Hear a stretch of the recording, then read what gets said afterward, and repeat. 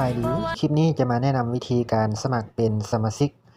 นำใช้แอป VPay เพื่อเติมเงินสะดวกสบายและก็ประหยัดเวลาประหยัดเงินในกระเป๋าของท่านอันดับที่ให้เรากดเข้าไปอันนี้คือเรามีหมู่คู่ส่งลิงก์มาทาง WhatsApp นะหรือทาง Messenger หรือทางWeChat อย่างก็แล้วแต่เรากดเข้าไปเลยเนาะอันนี้ยกตัวอย่างที่หมู่คู่เราส่งมาใน WhatsApp อันนี้คือเป็นลิงก์เนาะเป็นลิงก์สมัครอันนี้เป็นตัวอย่างเรามากดเบิ่งตัวอย่างก่อนก็ได้เนาะตัวอย่างก็คือในนี้เลยเนาะนี่ใส่ชื่อนามสกุลเลือกเพศวันเดือนปีเกิดเบอร์โทรศัพท์แล้วก็ตั้งรหัสผ่านเป็นของตัวเองมีภาษาอังกฤษพิมพ์ใหญ่พิมพ์น้อยตามด้วยตัวเลขให้ครบ8ตัวเลขแล้วก็กดสมัครมาหลังจากกดสมัครมาแล้วก็เลื่อนขึ้นมากดยอมรับเงื่อนไขแล้วก็ตกลงหลังจากตกลงแล้วรอท่าเนาะตกลงแล้วรอท่ามันจะได้หน้าตานี้ขึ้นมาจะได้รหัสสมาชิกพร้อมด้วยรหัสผ่านตัวที่เราตั้งแล้วให้เราแคปหน้าจอไว้เพื่อป้องกันการลืมเนาะอันนี้คือตัวอย่างในการสมัครเป็นสมาชิกโอเคกลับมาเนาะจะมาสมัครให้เบิ่งเลยกดเข้าลิงก์ไปเลยรอท่าบื้อนึงรอท่าโอเคขึ้นมาแล้วอันนี้คือเรามาสมัครพร้อมกันเลยคือข้าพเจ้าเองชื่อสมยศเนาะก็พิมพ์ชื่อไปเลยภาษาลาวภาษาอังกฤษได้เนาะภาษาไทยได้สมยศเทพประดิษฐ์โอเคหลังจากพิมพ์ชื่อแล้วก็มาเลือกเพศหญิงเพศชายเลือกแล้วก็โอเคไปหลังจากนั้นก็กดมาตัวนี้เลือกปีเกิดเนาะอันนี้ยกตัวอย่างเกิดปี2000โอเค1900ประมาณนี้เนาะโอเคอันนี้เลือกปีเกิดเลือกเดือนเลือกวันที่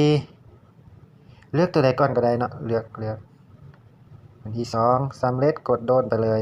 หลังจากนั้นเรากดเบอร์โทรศัพท์ใส่20ตามด้วยเบอร์โทรของเรา30ตามด้วยเบอร์โทรของเราเอาเป็นเบอร์ที่ติดต่อได้เป็นเบอร์โทรหรือเป็นเบอร์ WhatsApp ได้59693965หลังจากนั้นเรามาตั้งรหัสผ่านเป็นของเราเอง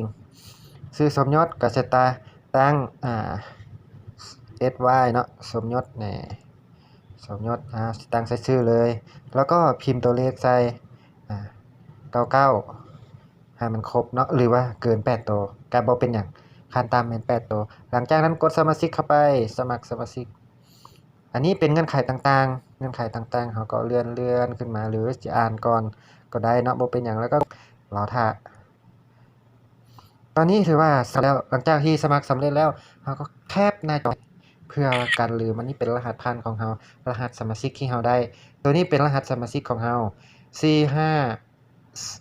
45085อันนี้เป็นรหัสผ่านที่เราตั้งเมื่อกี้นี้เนาะมีพิมพ์ใหญ่พิมพ์น้อยตัวเลขรวมกัน8ตัวขึ้นไปเนาะอันนี้เป็นข้อมูลของเราเพราะตอนนี้ถือว่าเราสมัครสำเร็จแล้วหลังจากที่สมัครสำเร็จแล้วเราก็เอารหัสนี้มาใส่ในแอปเลยเราไปเบิ่งนำกันเลยเรามาดาวน์โหลดแอปต่อครับมาเข้าใน Play Store เนาะจะเฮ็ดคลิปต่อกันเลยเนาะหลังจากเข้า Play Store แล้วก็มาพิมพ์คำว่า VPay ไปเลยกดเสิร์ชหาหลังจากนั้นมันจะออกแอปมาอยู่ที่2เวอร์ชันตัวนี้เป็นเวอร์ชันใหม่ล่าสุดเนาะ VPay ดอลลาร์แล้วก็ VPay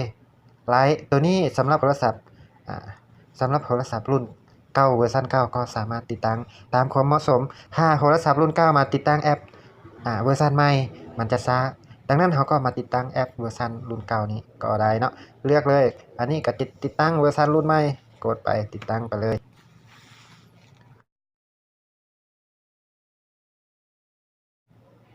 ปึ๊ดโอเคสำเร็จแล้วรอท่าบื้อนึงกำลังติดตั้งรหัสของเรามาใส่โอเค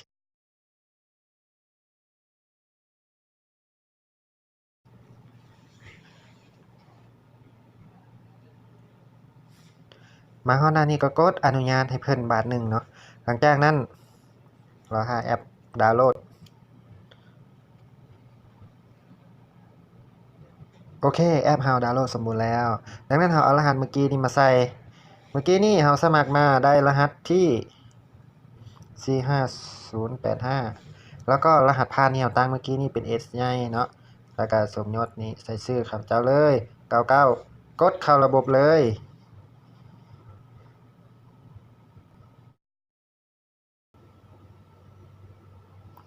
กดเข้าระบบเลยมาเลยเนาะหลังจากที่กดเข้าระบบมาแล้วตอนนี้ก็ถือว่าเราเข้าระบบมาเรียบร้อยกดหน้าปุ่มสั้นออกไปเนาะกดตีนกาออกไป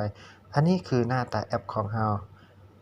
แต่ว่าตอนนี้เรายังใส่บ่ทันได้เทื่อให้ทุกท่านเนาะติดต่อหาเจ้าของลิงก์ที่ท่านสมัครมาว่าเบอร์โทรเขาเจ้าเป็นจั่งใดเราสามารถติดต่อเนาะติดต่อหาเขาเจ้าได้เลยดังนั้นวิธีกวดว่าเจ้าของลิงก์แม่นไผยกตัวอย่างมากดลิงก์ที่เขาเจ้าส่งมาให้ได้เนาะกดมาปึ๊ดมาสังเกตคืนเมื่อกี้นี่เราบ่ทันได้สังเกตโอเคหลังจากดาวน์โหลดลิงก์มาแล้วอันนี้คือเบอร์ติดต่อหาเจ้าของเป็นผู้แนะนำเป็นลิงก์ผู้แนะนำเราอันนี้เป็นรหัสของผู้แนะนำเราดังนั้นเราก็เซฟเบอร์นี้แล้วติดต่อหาเพิ่นเพื่อให้เจ้าของลิงก์ปลดล็อกรหัสให้เราให้มันสมบูรณ์แบบเราจึงจะสามารถใช้ได้เนาะเราจึงจะสามารถใช้ได้เลยนี่อันนี้คือเมื่อกี้นี่เรายังบ่สามารถนำใช้ได้อันนี้ยังบ่สามารถนำใช้ได้คือเรายังเป็นตำแหน่ง A อยู่อันนี้คือเราสมัครมาในรูปแบบฟรีๆเนาะยกตัวอย่างกดเข้าไปเติมมูลค่าโทรยังกดบ้านใดเทื่ออันนี้เราต้องลงทะเบียนนำใช้ก่อนเนาะลงทะเบียนนำใช้10,000กีบเท่านั้นหลังจากนั้นแอปของเราก็จะสมบูรณ์แบบเราก็จะได้ใช้ปกติเลยมาฮอดนี้คลิปนี้ก็ถือว่าในการสมัครสมาชิกถือว่าสิ้นสุดลงเนาะแล้วพบกันในคลิปต่อไปขอบใจ